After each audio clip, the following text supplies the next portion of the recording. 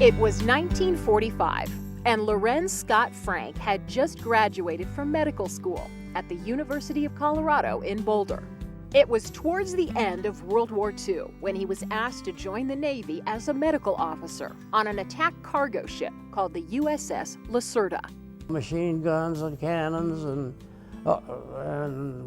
all kinds of machinery, you know, that the Marines had when they went ashore to attack.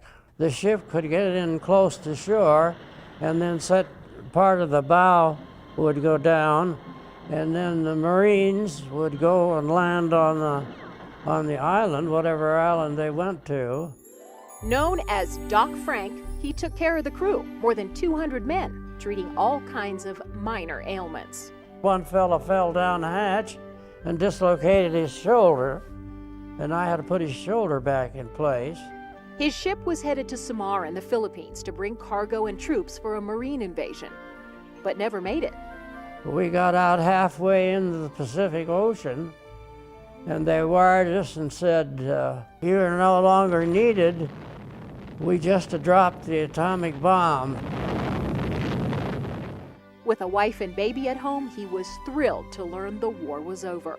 I said, "Hot dog, I'm gonna get to go home." He did eventually go home, but when the Korean War started, Doc was called to action again.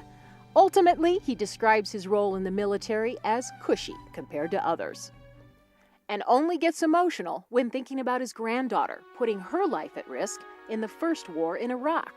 This was the plane that she flew on.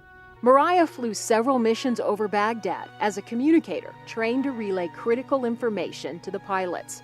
She gave her grandpa an American flag that was flown over Baghdad when it was captured. Well, I was worried about her, but I knew she could handle the job because she was a smart girl. Doc Frank had a private practice in Denver for 25 years, and now, 94 years old, he enjoys his retirement in Arvada and time with his family. He appreciates the sacrifices so many made.